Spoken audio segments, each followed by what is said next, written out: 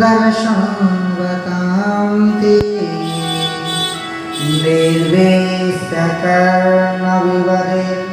हरतोऽङ्गतापम्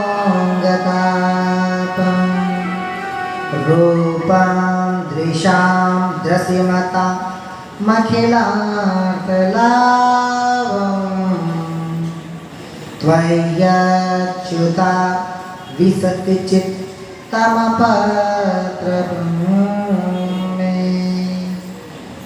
हे त्रिभुवन सुंदर, मैं आपसे प्रेम करती हूँ। प्रेम पत्र लिखा, इसलिए रुक्मणी जी ने लिखा कि मैं आपसे प्रेम करती हूँ। अब प्रेम क्यों करती हूँ? न जान न पहचान, बिना जान पहचान के लिख दिया कि मैं तुमसे प्रेम करती हूँ। तो कैसे करती हो?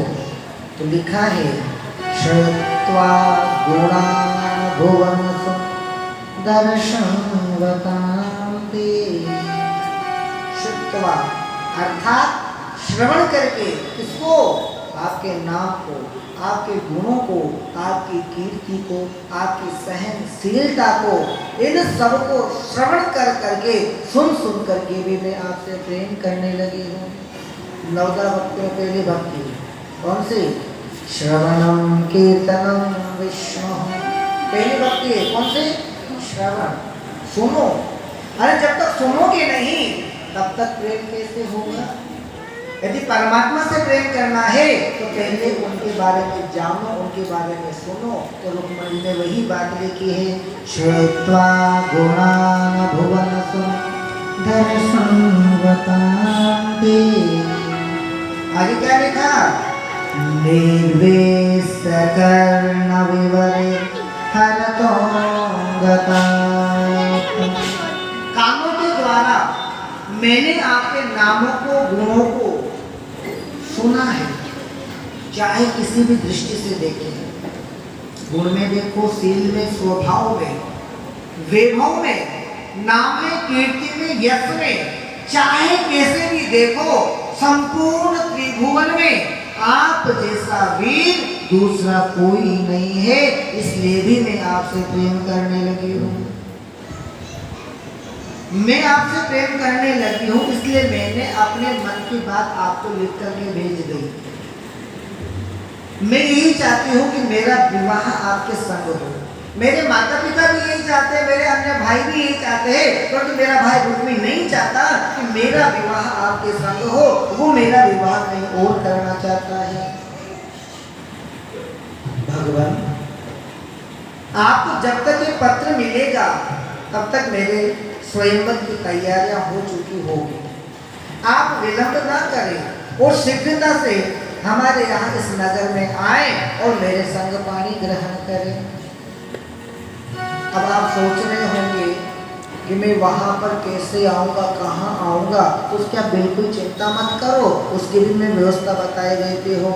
तो रुक्मणी जी ने लिखा, क्या लिखा? अंतःपुरान्तरचरे मनिहत्यवीर त्वामोद्वहे कथमिति प्रवदाम्युपायम्। पूर्वे धुरस्ति महति कुलदेवी यात्रा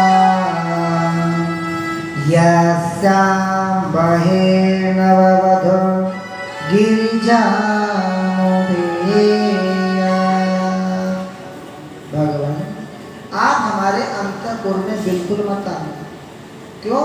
क्योंकि मेरे भाई ने यहाँ पर इतना पहरा लगाया हुआ है कि उसकी इच्छा के, उसकी आज्ञा के बिना एक पक्षी भी अंदर प्रविष्ट नहीं हो सकता, प्रवेश नहीं कर सकता। आप मेरे अंतःपुर में मत आइएगा। हमारे कुल की ऐसी रीत है, जिस कन्या का ब्याह होता है वो ब्याह से पहले नगर के बाहर अपनी सखियों के संग माँ गौरी का पूजन करने के लिए जाती है। मैं भी अपनी सखियों के संग माँ गौरी का पूजन करने के लिए जाऊंगी। आप उससे पहले ही माँ कात्यायनी के मंदिर पर, गौरी के मंदिर पर आकर के विराजमान हो जाइए। परिक्रमा में आकर के छिप जाना। जैसे मैं माँ गौरी का पूजन करके परिक्रमा में आऊँ, मुझे मिल जाना, मेरा हाथ पकड़ लेना और मेरा हरण करके यहाँ से ले जाना और राक्षस विधि के अनुसार मेरे संग पाणी ग्रहण कर लेना। प्रभु, ये तो सब मेरी मन की बात थी, मैंने आपको लिख दी। अब इसका मतलब ये नहीं आपको पत्र मिले और पत्र मिलते ही आपको मुझसे प्रेम हो जाए और आप मुझे लेने के लिए यहाँ पर आ जाए। आप नहीं आना चाहते, कोई बात नहीं, कोई दिक्कत नहीं है, नहीं आना चाहते आपकी मर्जी। परंतु यदि आप नहीं आए तो पता है मैं क्या करूँगी, क्या करोगी? तो वो भी लिख दिए। क्या लिखा? यशाग्रिपंकजरज स्नपनं मातु वाञ्छन्तु मापतिरेव मतमोपहति यद्धाम्बुजाक्षणलभे यभवप्रसादं जय्यावसो नवतकशतजन्मभिस्या। यदि आप नहीं आना चाहते कोई बात नहीं, मैं आपसे प्रेम करती हूँ इसलिए मैंने अपने मन की बात आपको बता दी। आपको जरूरी नहीं है कि पत्र पढ़ते प्रेम हो जाए, आप नहीं आना चाहते तो मत आइएगा। परंतु मैं किसी अन्य पुरुष का स्पर्श तक नहीं करूंगी। व्रत कर करके, उपवास कर करके अपने इस शरीर को सुखा दूंगी, अपने प्राणों का अंत कर दूंगी, परंतु किसी पर पुरुष का स्पर्श